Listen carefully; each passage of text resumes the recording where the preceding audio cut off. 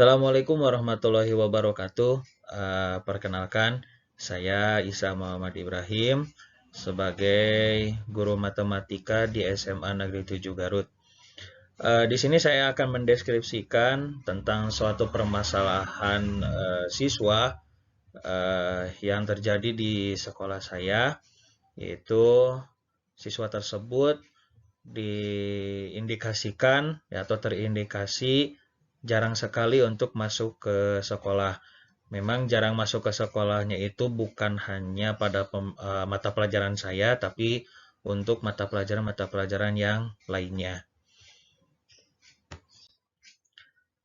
Pada tahun ajaran ini, pada tahun ajaran 2022-2023, saya ditugaskan oleh pihak sekolah sebagai guru mata pelajaran matematika wajib di kelas 11 IPA 1 sampai dengan 11 IPA 6. Jadi saya memegang 6 kelas dan ada salah satu siswa di antara 6 kelas itu yang dari pertemuan awal sampai dengan pertemuan terakhir saya masuk ke kelas atau memberikan pembelajaran itu jarang sekali masuk ke kelas gitu ya.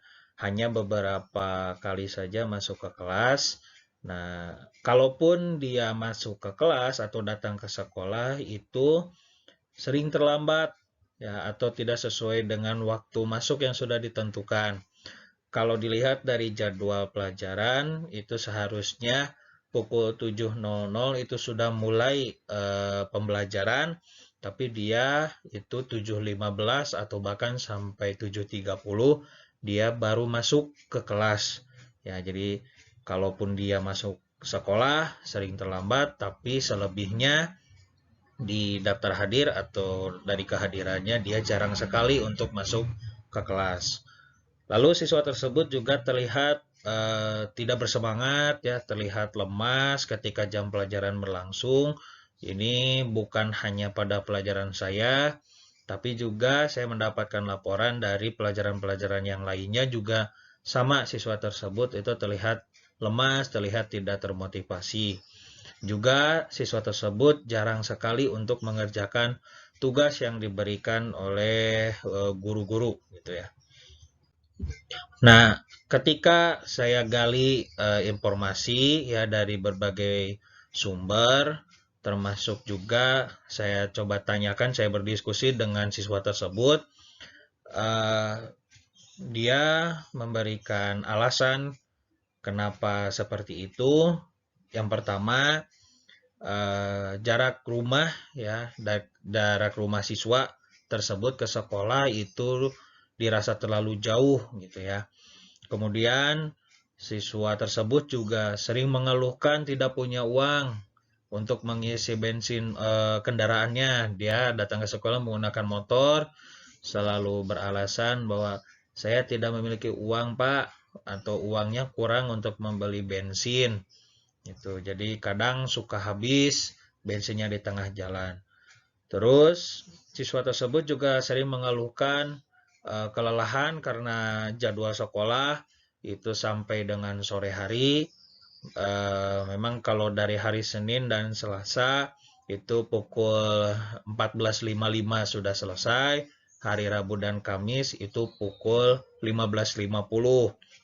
Ditambah memang ketika dia sampai ke rumah dengan jarak yang lumayan agak jauh, belum cukup waktunya istirahat, itu katanya dia sudah harus mengerjakan tugas-tugas yang diberikan oleh guru-gurunya.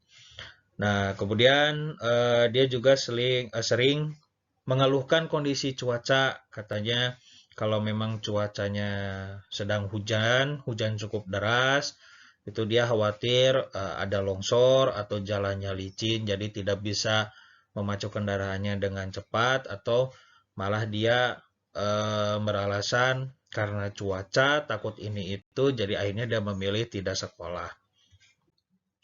Nah, setelah diberikan beberapa alternatif solusi ya, yang pertama kita memberikan alternatif solusi bagaimana kalau siswa tersebut bisa tinggal bersama dengan salah satu seorang guru ya yang tinggalnya dekat dengan sekolah. Atau bisa juga diberikan solusi bahwa siswa tersebut bisa tinggal di sekolah, dan memang di sekolah saya itu sudah difasilitasi ada satu ruangan ya untuk bisa diisi atau ditinggali oleh siswa yang memiliki jarak rumah yang sangat jauh gitu ya. Kemudian bisa juga siswa tersebut terus diberikan motivasi untuk bisa tetap sekolah dan juga diberikan pemahaman terkait pentingnya bersekolah gitu ya. Nah, dari beberapa hasil diskusi, saya juga sudah memberikan beberapa alternatif solusi. Nah, dihasilkan pemecahan masalah. Ya, yang pertama akhirnya siswa tersebut paham, ya paham dengan pentingnya sekolah. Dia paham betul bahwa sekolah itu sangat penting. Jadi akhirnya dia bisa sering masuk ke sekolah, ya rajin bersekolah, kemudian datangnya tepat waktu. Memang dari setelah eh, pemecahan masalah ini atau yang sebelumnya diberikan alternatif solusi, dia datang memang masih agak terlambat sedikit, tapi lambat laun siswa tersebut bisa datang lebih tepat waktu lagi.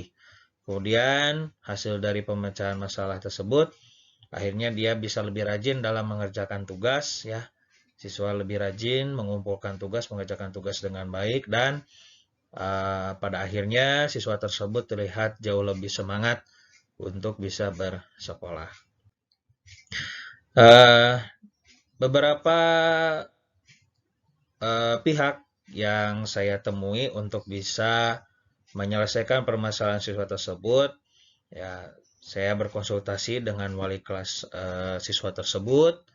Ya, saya anggap sebagai sumber utama karena wali kelas pasti mengetahui atau memahami kondisi siswa di kelasnya tersebut ya, menjadi acuan utama bagi saya untuk menggali informasi. Kemudian dari beberapa guru mata pelajaran itu bisa menjadi observer ya untuk melihat bagaimana perilaku siswa tersebut jika pada pelajaran-pelajaran tertentu selain pelajaran saya. Dan juga saya juga meminta saran atau solusi, berdiskusi dengan pihak dari guru bimbingan konseling bagaimana seharusnya siswa tersebut disikapi, kemudian solusi yang terbaiknya itu seperti apa supaya tidak memberikan solusi yang seenaknya begitu ya atau sembarangan. Karena guru bimbingan konseling itu jauh lebih paham bagaimana mengatasi masalah terhadap siswa yang mengalami masalah di sekolahnya. Demikian yang saya sampaikan terkait permasalahan yang terjadi di sekolah saya. Mohon maaf apabila ada kekurangan atau kesalahan dalam penjelasan. Sekali lagi terima kasih. Assalamualaikum warahmatullahi wabarakatuh.